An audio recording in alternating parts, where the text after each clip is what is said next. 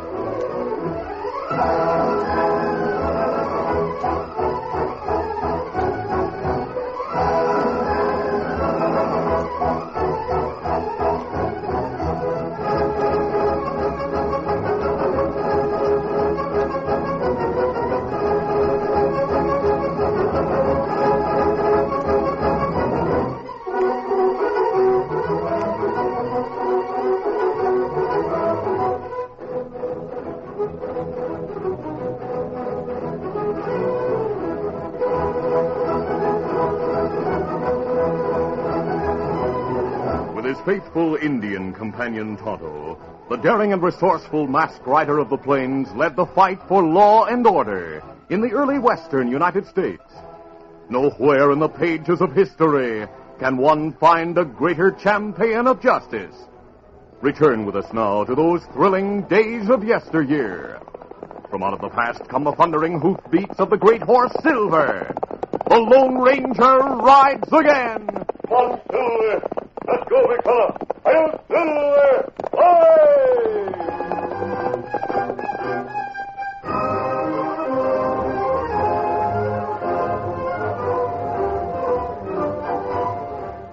It was almost closing time when Rush Beaumont and the three men in his gang entered the Citizens Bank in the community of Titusville. As the thieves drew their guns, Rush shouted, All right, hike your hands. This is a hold-up. Slim, get the cash from the cashier. Right, boss. Hayes, you help Slim. Right. I'll keep everyone else covered. All right, mister. Put all your cash into this saddlebag and hand it to my partner. The cashier moved as if to obey the command. He opened the cash drawer, but instead of withdrawing the currency it held, he grabbed a short-barreled gun. Why, you... Oh! The cashier and the two outlaws triggered their weapons at the same moment. As Slim fell back under the impact of a bullet in the shoulder, the cashier dropped to the floor. He was fatally wounded. Slim. I'm hit, Rush. That loco jughead got me in the shoulder. Rush, those shots will bring the sheriff here. We'll have to shoot our way out. We're leaving right now. Make a run for the horses. Come on. Don't anyone try to follow us unless you want the same treatment the cashier got. All right, hit the saddle, boys. Can you make it, Slim? Yeah, I'll be all right. Someone's opening fire on us. All right, clear out of here. Come on. Get up.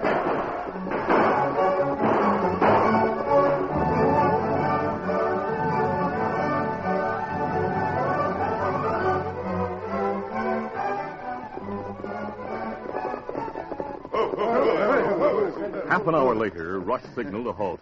The heavily bearded gunslinger named Hayes protested. We can't stop here. Posse might be on our heels. They'll hang us for gunning that cashier. Yeah, they'll have to catch us first. From now on, we'll travel in pairs. Hayes, you and Bert ride that way. What about you and Slim? We'll head for the hills. If Slim is game, Don't worry, Rush. I'll stick with you. you two better get going. Where'll we meet you? Head for Colorado.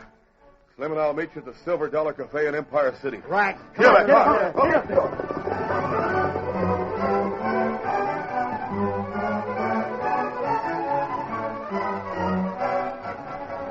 A short time after Rush and his men left Titusville, the stagecoach with the state seal on the door came to a halt in front of the Titusville Hotel at the edge of town. The man who stepped out of the vehicle was the governor. In a matter of minutes, he heard of the attempted robbery and immediately set about to get the details of the crime. By darkness, he completed his investigation. Then he went to the sheriff's office to await the lawman's return.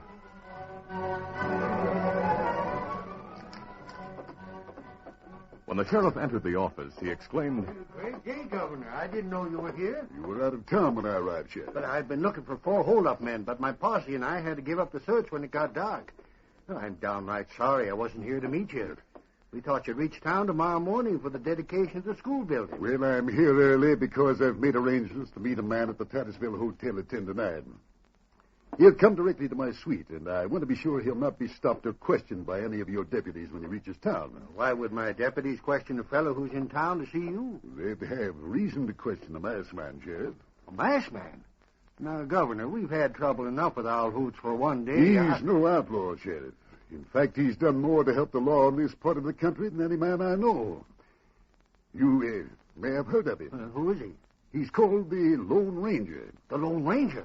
You mean he's coming to Titusville? He'll be here tonight. Then maybe he'll help us find Rush Beaumont and his pal. I asked him to meet me here to thank him for past services, not because I wish to call on him for additional help, but I'm sure he'll assist us when he learns the facts. You want me to give him the facts? I think I'll be able to do that, Sheriff. Meanwhile, I'd appreciate it if you instruct your deputies to extend to the masked man the courtesy and assistance they give to me. I'll talk to him, sir. You may be sure none of my men will question that man's mask. Good. Now I'll go to the hotel and wait for the Lone Ranger.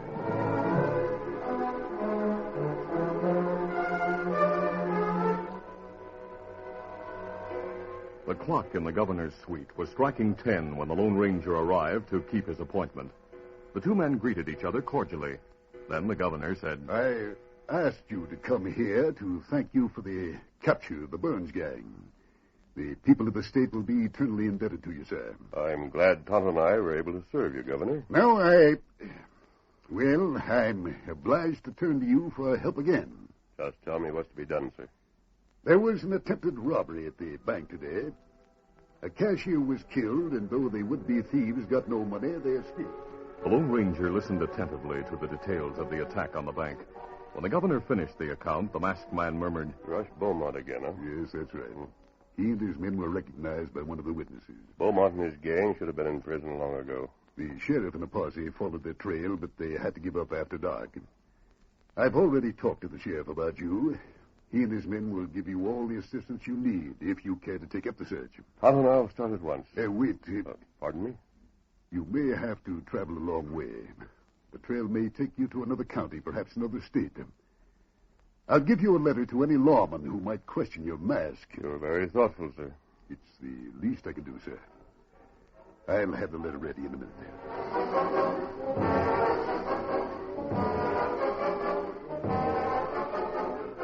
Rush Beaumont and Slim Peters reached Empire City several weeks later. It was sundown when they drew rein and dismounted in front of the Silver Dollar Cafe.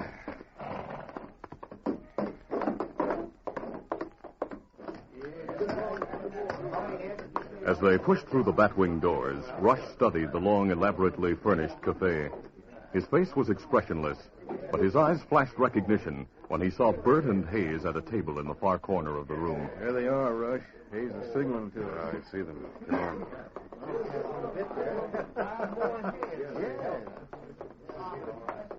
Hi there, Rush. Bert, Hayes. Howdy, fellas. So that cashier's bullet didn't kill you, Slim. Ah, it was only a flesh wound. And I'll bet the cashier died of lead poisoning.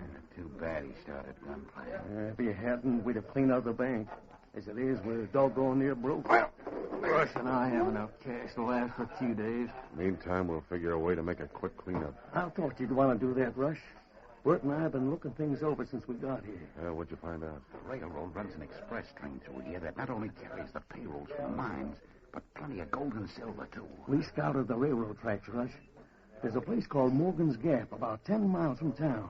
It's an ideal spot for a holdup. After the holdup, we'll hit the trail and Not so fast, Bert. Well, what's wrong? What about the ground around the gap? Will it show tracks? Yeah. That means the law will be on our trail again. I'm tired of running. So am I. We'll have to take some risk. Unless you want to pull a robbery in a rainstorm. Well, that's an idea, Bert. If we could tell a day or so ahead when there'd be a heavy general rain, we could make plans for the holdup and be sure our trail would be wiped out. How do you tell ahead of time when it'll rain? I don't Hey, hold know. on. There is a way to find that out. What? I've heard that there's a new Army weather station on Eagle Plateau, a couple of miles east of the Gap. What do you mean, weather station? The Army Signal Corps runs them. To forecast the weather? Yeah. They signal with flags to a military post to the east. The station's rigged with a telegraph wire to send and receive reports from the west. And the critter on duty's a telegrapher as well as a weatherman. That's right. That's the best news we've heard yet, Rush. We'll go to that station. Now, hold on, Slim. The Army doesn't give that information to everyone who asks for it. Why not? Well, you have to be a soldier or a lawman to get it. They don't give reports to the public. Oh. In that case, we'll figure a way to get the information. How? I don't know yet. All right, Rush. Here comes a waiter to take our order. Yeah, good. I'm mighty hungry. We'll order a meal and make our plans while we eat. Though they discussed the problem at length, the four men were unable to think of a way to secure the weather information. That night, they went to a hotel. For the first time since they fled from Titusville, Rush and Slim relaxed. Confident that they had outrun the law, they slept soundly. When he wakened, Rush Beaumont remembered a mail-order deputy's badge he carried in his saddlebag. He dressed, put the badge into his pocket, and joined his friends in the Silver Dollar Cafe, where they were eating breakfast. Boys, I figured a way to get that weather information. Good. Hayes, you said the fellow at the weather station gives reports to the Army and the law. Yeah, that's right. Take a look at this. Where'd you get that badge? Did you kill a deputy? Hey, wait a minute, fellas. Take a closer look at that piece of tin. What? Why, it's a fake. You have good eyes, Hayes. But the critter on duty at the weather station won't have a chance to get such a close look at it. What do you mean? I figured to fool him with this mail order badge. How? By using it to pose as a deputy sheriff. You might as well forget it, Rush. Chances are he knows all the deputies in Empire City. We'll claim we're from another county. We'll say we're looking for a couple of crooks across the county line. We? You'll be members of my posse. All right. Once he's convinced we're lawmen, he'll give us all the information we need. We'll be all right if he doesn't take a close look at that badge. But if he sees that it's a fake... If he makes trouble, we'll get our information at gunpoint. Then finish him off before we leave, so you'll not tell anyone we were at the weather station. So finish your coffee, boys.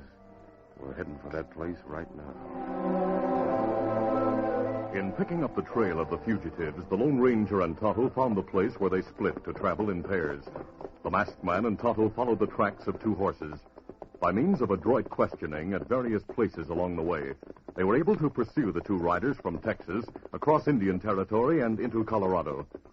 Late that morning, the Lone Ranger and his Indian companion drew rein in the hills west of Empire City. Trail of two crooks lead to town, Kemosabe. Yes, you're right, Tonto. Those tracks aren't more than a day old. Ah. And what we do now? I'll wait here while you ride to town to make inquiries about Beaumont and his friends. Find out if they're in Empire City. What if they're gone? Then try to learn how long ago they left and where they were heading. Get them up, Scout.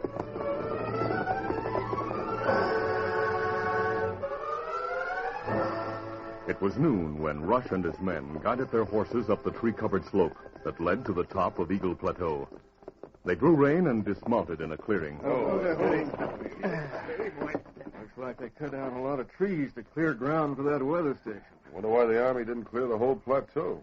What do the flags at the top of that pole mean? They're signal flags. I know that much, but I don't savvy what they mean. Bert, you used to be a telegrapher. Do you know what they're for? I know Morse code. Signal flags are out of my line.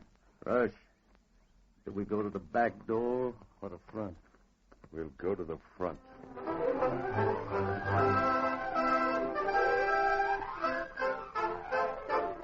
The curtain falls on the first act of our Lone Ranger adventure.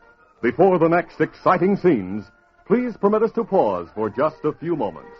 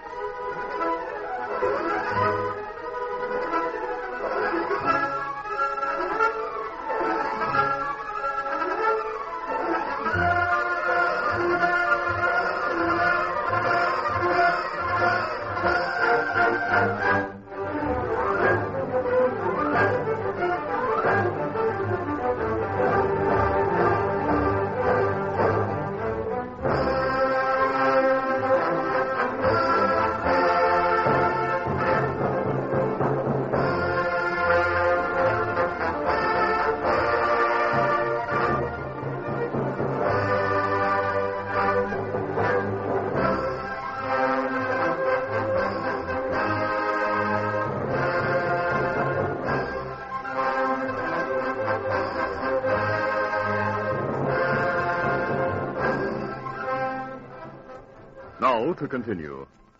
A master sergeant named Bob Bones was the only man on duty at the weather station. He had few visitors, and he welcomed the opportunity to talk to the outlaws who introduced themselves as lawmen.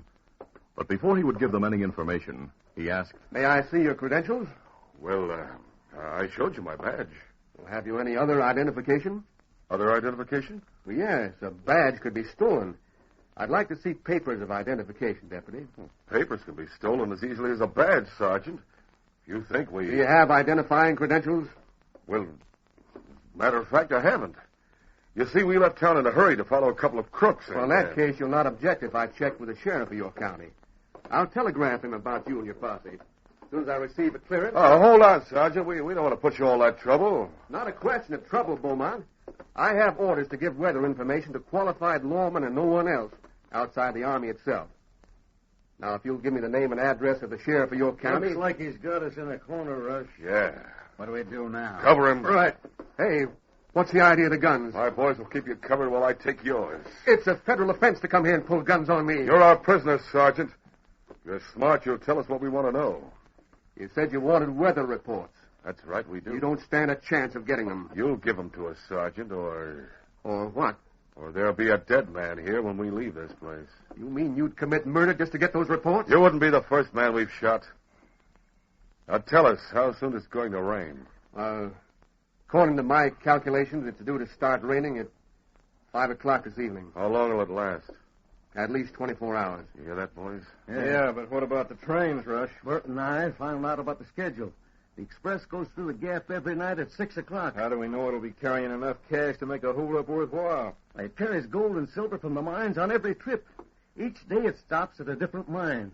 There's more than half a dozen big ones in these parts, and their shipments keep the railroad busy. In that case, we can't lose. You have plenty to lose. You're loco, Sergeant. We get a gold or silver shipment from that train, we'll be on Easy Street. You'll not be able to carry a whole shipment. We'll take your horse with us. We'll split the loot into 4 saddlebags, so it'll be easier to carry. You've overlooked one thing. Yeah?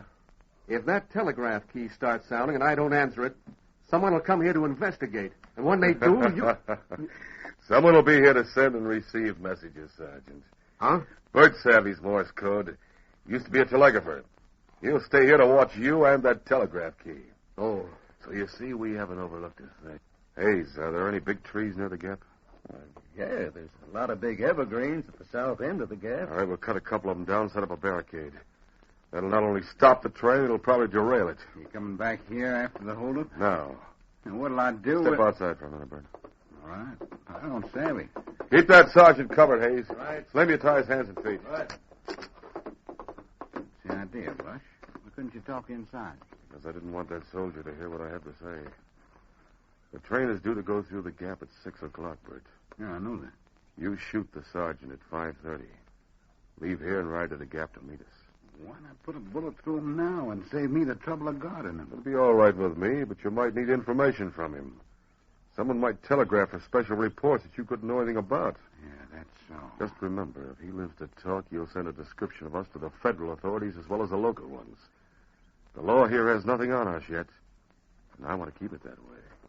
Count on me, Rush. I'll take care of the soldier. Good. Now, the rest of us will ride to the gap. There's some work to do before that train gets there. Tonto spent several hours in Empire City making inquiries about Beaumont and his gang.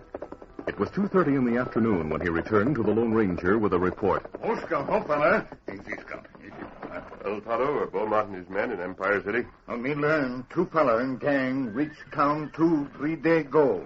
Beaumont, other fella, get to town yesterday. Are they still there? Them leave early this morning. Head east. Now, we'll ride to the eastern edge of town to try to pick up their trail. You ride through town with Mask? No, Tonto, we'll avoid the town. Easy, steady, big fella. If we can't pick up Beaumont's trail, we'll scout the hills to the east to try to find him. Well, me ready. Come on, Silver! Come up, Scout.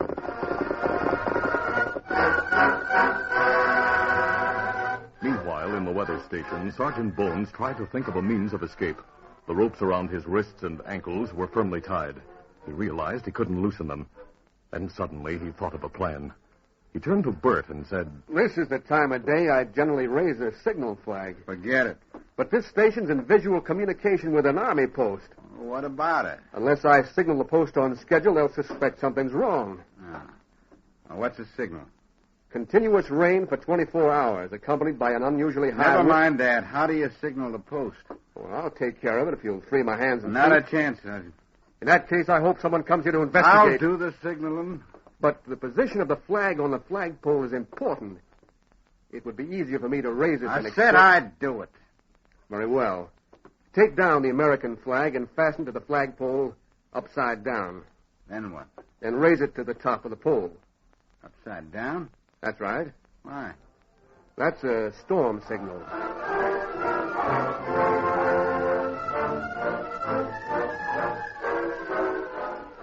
At 4:30, the Lone Ranger and his Indian friend reached the vicinity of the weather station. They were following the tracks of 4 men when Tonto sighted the cabin in the distance.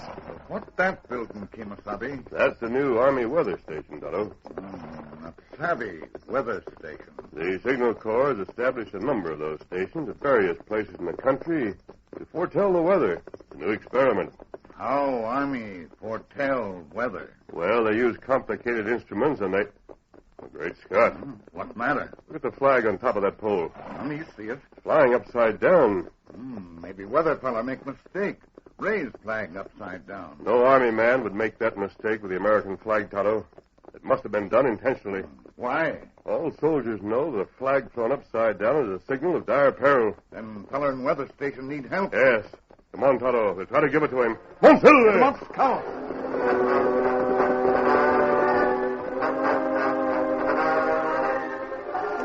The sky was darkening with the threat of impending rain as Scout and Silver ascended the sloping side of the plateau. As they reached the top, a clap of thunder roared across the sky. A moment later, the rain began. Go, feller. We'll approach the cabin on foot, Tonto, to avoid being seen. Easy, steady, big fellow. He's savvy.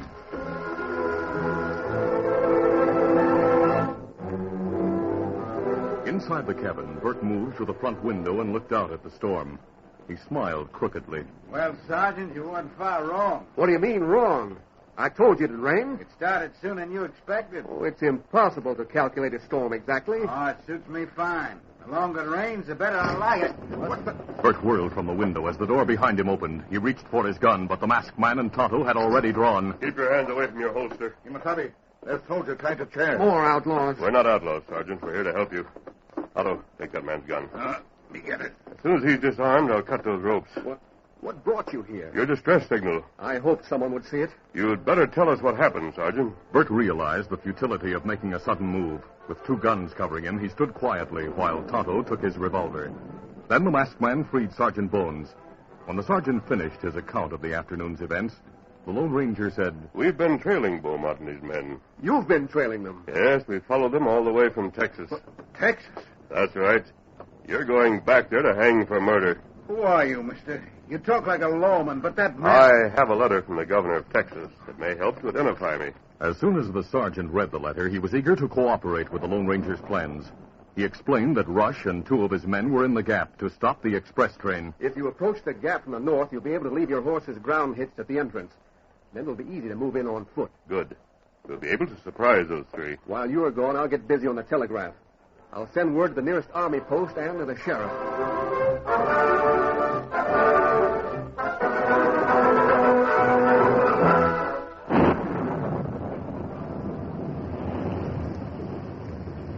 At 20 minutes to 6, Rush, Slim, and Hayes waited uncomfortably in the rain for the arrival of the express. Several big evergreen trees lay across the tracks. My clothes are soaking wet. Shut up, Slim. You're not the only one who's wet. I hope the train's on time. Well, if it's late, we'll wait for it. As soon as it hits that barricade, we'll board the express car. Be sure to cover your faces with bandanas. Right. Bert should be here soon. Yeah, and Sergeant Bones should be dead by this time. You're wrong, Beaumont. Hey, what the masked man and an engine. Hey, they're behind us. Don't reach for your gun. Well, I'll try. You were warned, Beaumont. You 2 want gunplay? No, my hands are up. Don't shoot us. How'd you know we were here? Sergeant Bones told me where to find you. But Bert was supposed to be Bert's a prisoner. Tie their hands and feet, Tonto, while I keep them covered. Tie them. Now call Silver. We'll need his help to move those logs from the tracks.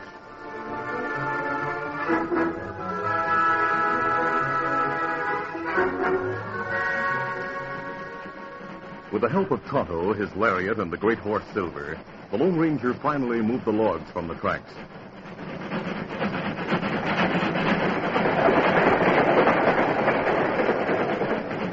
A few minutes later, the express roared through the gap and continued its journey. The three outlaws stared glumly after it, and as it faded from view, there was a new sound.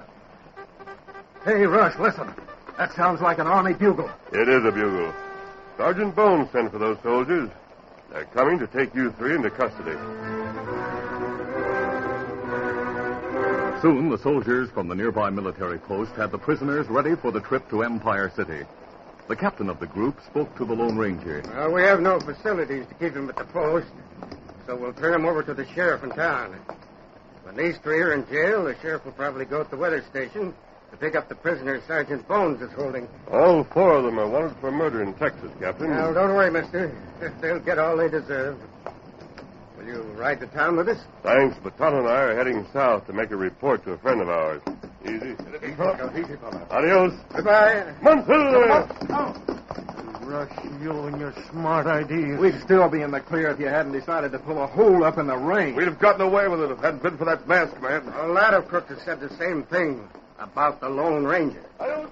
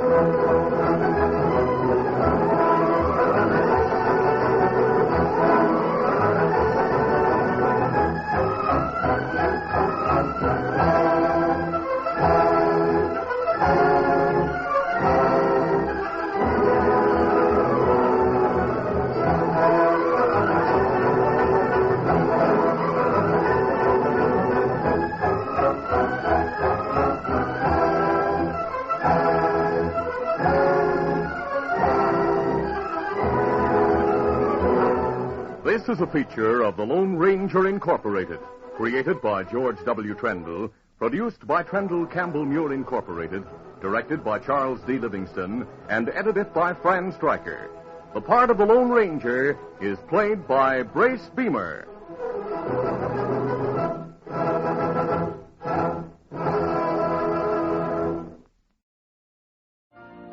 You've been listening to the OTR Gold Network. Find more classic radio at otrgold.com.